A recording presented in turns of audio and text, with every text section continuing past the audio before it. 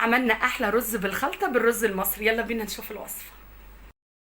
ورحمة الله وبركاته. ازيكم عاملين ايه؟ يا رب تكونوا بألف خير. صلوا على النبي عليه الصلاة والسلام. وزي حضراتكم ما انتم شايفين كده هنعمل مع بعض الرز بالخلطة الحلوة قوي، الرز المصري بتاعنا. اول حاجة عشان نعمل الرز بالخلطة بنجهز شوية حاجات الاول كده قبل ما نقف حتى على البوتاجاز. اول حاجة عندي زبيب واللوز. اول حاجة بحط لهم مية مغلية واركنهم على جنب علشان يتنقوا، عشان اعرف اقشر اللوز. وكمان الزبيب يعني ينفخ كده ويبقى حلو، وكمان يتغسل. خلاص كده هركن اللوز والزبيب على جنب. وعندي كبد وقوانص بتاعت فراخ.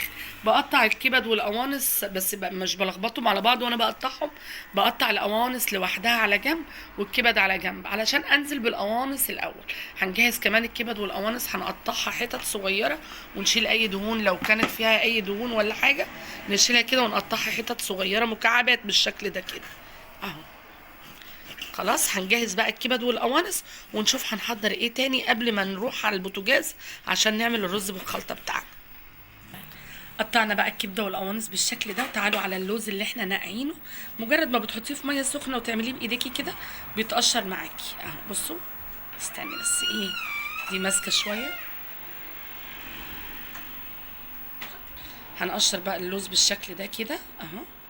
اول ما بتحطيه في الميه السخنه اصلا القشره، بس انا عشان يعني بصوا القشره اهي، اول ما بتحطيه في الميه السخنه بتطلع معاكي بمنتهى السهوله بالشكل ده كده. خلاص تعالوا بقى ايه، بنروح قاسمينها بالسكينه بالطول كده عشان نبقى نحمرها، بتبقى بالشكل ده كده. هجهز بقى اللوز كله ونشوف هنعمل ايه تاني. بعد ما جهزنا الكبد والقوانص واللوز كمان كده قشرناه وفصصناه، عندي بصلايه وسط كده هبشرها، برده لازم تتبشر ناعم، ما ينفعش نقطعها بالسكينه. هبشرها بقى ويلا بينا على البوتاجاز نقفل الرز بخلطه الحلو بتاعنا. ولع على طاسه فيها حته سمنه، ويا ريت يكون نوع السمنه حلو عشان الرز يبقى طعمه حلو.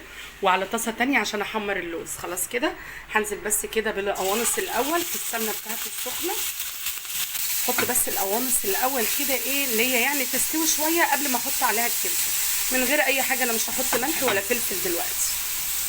وفي الطاسه الصغيره هحمر اللوز بتاعي.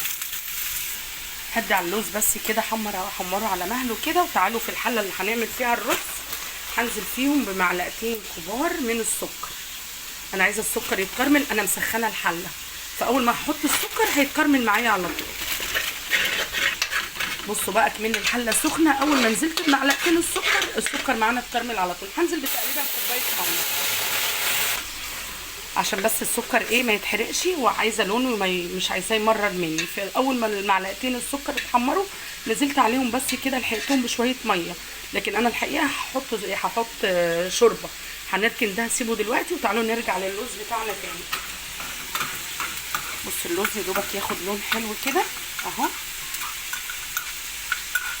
خدوا بالكم اللوز بيغش، يعني ممكن تلاقيه ابيض فجاه تلاقيه احمر منك، فخدي بالك كويس قوي. اول ما يتحمر معايا بالشكل ده اهو،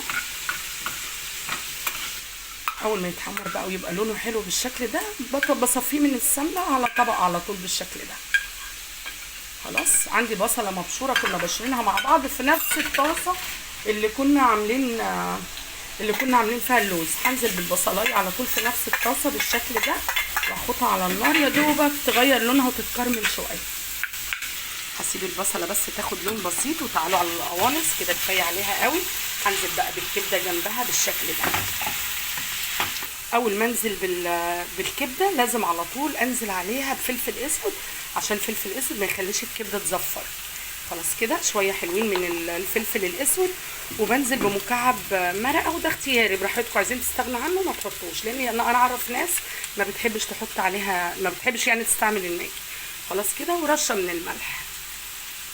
هقلب كويس قوي بقى واسيب الكبده والقوانص. في المرحله دي في ناس اختياري برضو براحتكم ممكن تحطوا توم، بس الحقيقه انا مش بحب طعم التوم على الرز بخلطه، فمش هحطه، هستغنى عنه. خلاص كده فهقلب كده بقى واسيبه يستوي براحته. كرملت البصله بالشكل ده، وده عشان كمان يحسن لون الرز معايا، واحط على المعلقتين السكر اللي انا كرملته.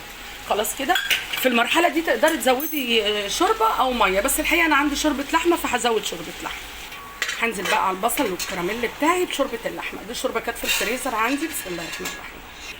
طبعا الشوربه هنسيبها تغلي. طب انت هتعملي قد ايه رز وبتحطي عليهم قد ايه شوربه؟ بص، لكل كوبايه رز بتحط لها كوبايه ميه او شوربه.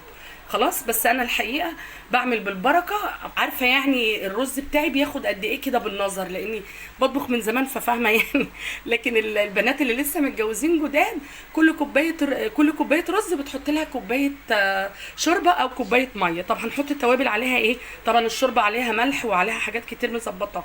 هنزل بمعلقه بس صغيره كده الاول من القرفه المطحونه، خلاص كده معلقه صغيره، وهعزز الطعم شويه بمكعب مرق. خلاص، انا مش هحط ملح غير لما تشوف يعني الشوربه بتاعتي تغلي واشوفها محتاجه قبل ما احط الرز. وهنزل كمان بشويه فلفل اسود، يعني معلقه، نص معلقه صغيره كده من الفلفل الاسود.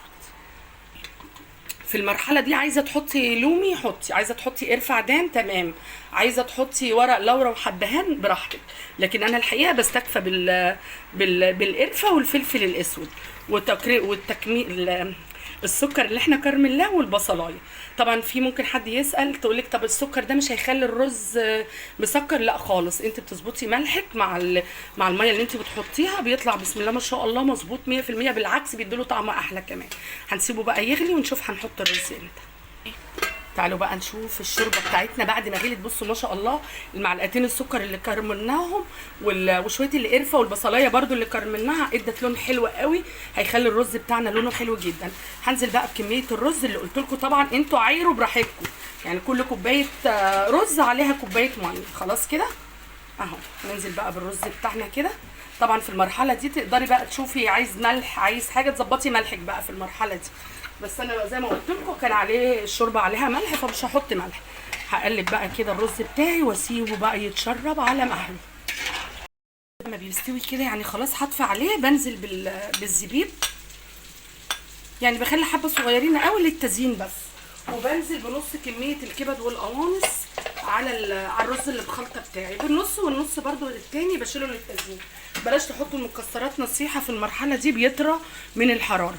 هو الزبيب حلو قوي، لان الزبيب بصراحه بيبقى محتاج حراره، والكبد والقوانص بتدي الرز اللي بالخلطه بتاعنا كده لما بتدي نصه تقليبه بتدي له طعم حلو قوي. خلاص كده الرز بتاعنا خلاص استوى، هديله تقليبه ونغرفه بقى مع بعض. غرفنا بقى الرز بتاعنا كده، ونروح نازلين بالكبد والقوانص اللي فاضله عندنا على الحروف كده يعني للتزيين. وبعدين بنزل كده بشويه من الزبيب اللي انا كنت نقعاه، ممكن تحطوا الزبيب يعني للمنقوع في الميه ده، تحطيه في حته سمنه صغيره كده على النار على الطاسه، تقليبه واحده بس ياخد لمعه. الحقيقه انا الوقت فاتني فما عملتش المرحله دي. هنزل بالزبيب بقى بالشكل ده كده، وبحط بقى اللوز اللي احنا حضرناه مع بعض بالشكل ده كده. تزيين براحتكم انتوا بقى، يعني تعملوا حاجه عشوائيه ترصوه براحتكم. وبكده خلاص الرز بالخلطه خلص. يا رب الفيديو يكون عجبكم، ما تنسوش اللايك والاشتراك والشير لو عجبكم الفيديو. شكرا ليكم، السلام عليكم.